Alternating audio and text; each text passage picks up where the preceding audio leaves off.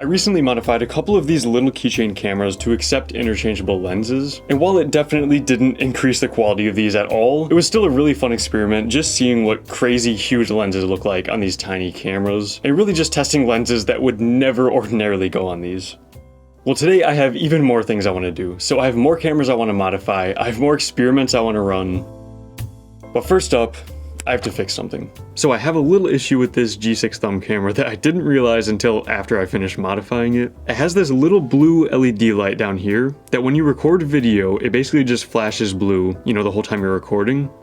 However, because of the way I modified this camera, the light from this LED actually spills onto the sensor and basically just has this blue look over the entire image that just flashes on and off continuously when you're recording video. Now with a brighter image, you don't notice the blue flash as much, but in any sort of darker setting, the entire image just literally flashes blue every few seconds and makes it almost unusable. Now I do have more I want to do with this camera specifically, so I definitely got to get that fixed, and there are a few different ways I could go about doing that.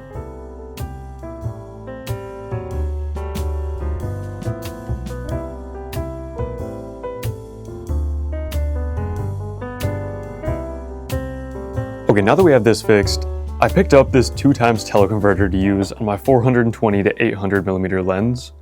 If you saw my last video, you already know how crazy this combination was paired with this keychain camera. This thing has almost a 10x crop factor paired with a 420 to 800mm lens. As it is, this setup was pretty ridiculous. It was basically a mini telescope on the end of this camera. So of course the next thing to try is a 2x teleconverter. So I have the 2x teleconverter on this 420 to 800mm lens right now. This should right now be equivalent to about 7,500 to I think 15,000 millimeters, full frame equivalent. I'm gonna put the exact number on screen, but it is so zoomed in, like the tiniest little breeze or the tiniest little touch of the tripod just like completely shakes up the image. All right, I'm focused in on the top of one of these poles way out there.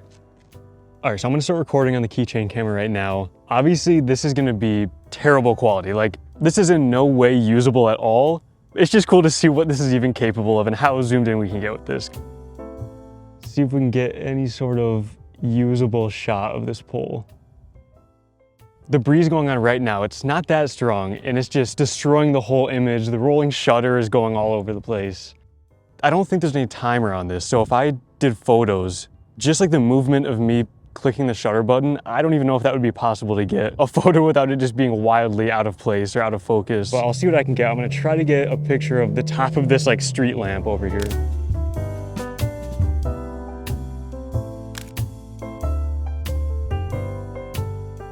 Okay, this time I'm zoomed all the way into the engine on this plane. And again, I can't even say the quality is usable, but it's just so cool seeing what we can get with this.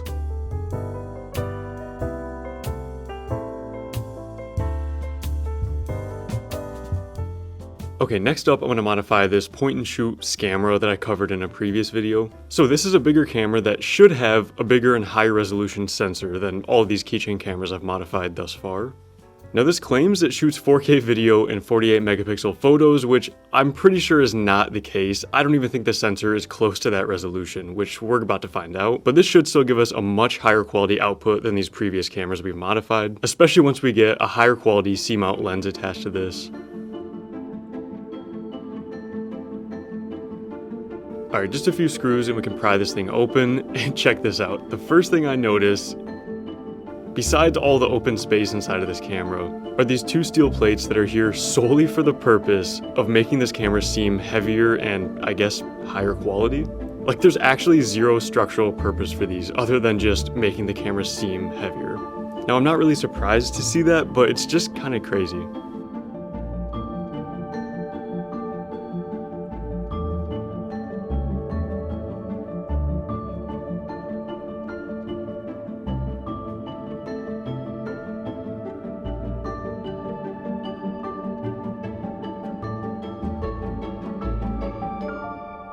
So here is the tiny lens module itself, and it looks like this is an IMX258 sensor, which unsurprisingly is about a 13 megapixel sensor. That's a little bit less than the 48 megapixel claim they make. Now pulling this apart further, we get to the actual tiny little camera module itself. And it looks like the lens might have some sort of stabilization or maybe just the autofocus module. But whatever it is, you can actually move the little lens around inside of here. But either way, we still got to separate this whole thing from the actual sensor itself. Okay, so this lens is actually soldered into the sensor module, so I have to cut those wires and just hope everything works as normal afterwards.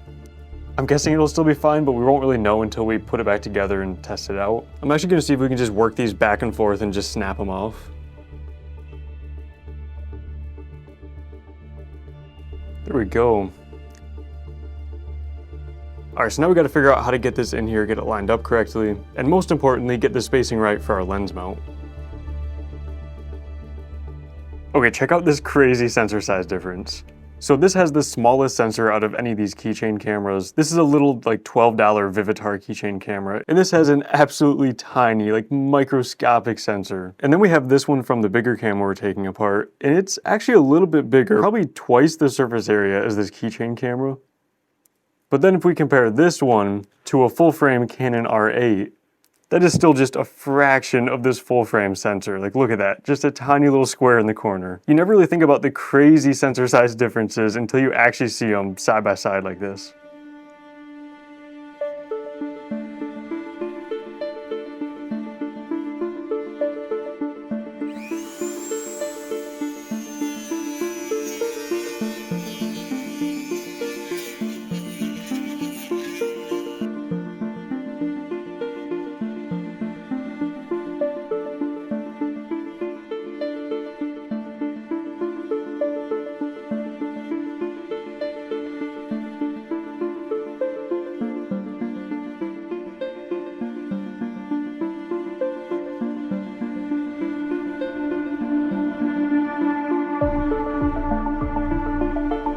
Alright, we got the camera finished. The moon is finally out tonight. It's my perfect chance to try to capture it. So I have this camera hooked up to the 420 to 800 with the teleconverter. Let's see what we can get.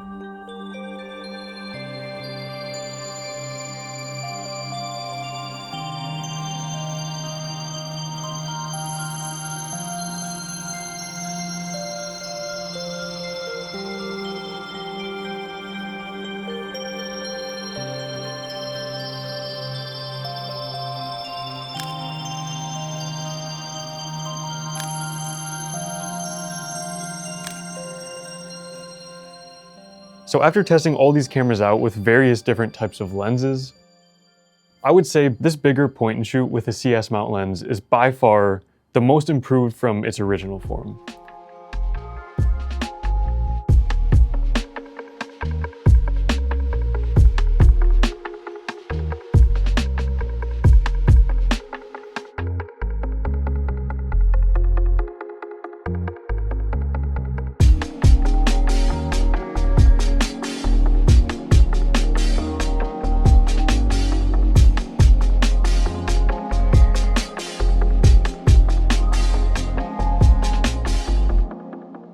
Now you're probably wondering why all my photos coming out of this are in black and white. Unfortunately, this is what they look like straight out of the camera. So there's this pink vignetting around the entire image, and then the center of the image is mostly normal, maybe a little bit of a green tint. Now I have just a standard infrared cut filter on here, and there's no light leaks or anything like that. So I really just don't know exactly what's causing this. I mean, it must be something that I just didn't account for while building this, or a mistake I made along the way. I really just don't know what's causing it. But honestly, I'm still pretty blown away by the photos coming out of this. I think the problem with these tiny little keychain cameras is the sensors are so small, they're so tiny that really no matter what type or quality of lens you put on this, the sensors on these are just too small and low resolution to really get improved at all.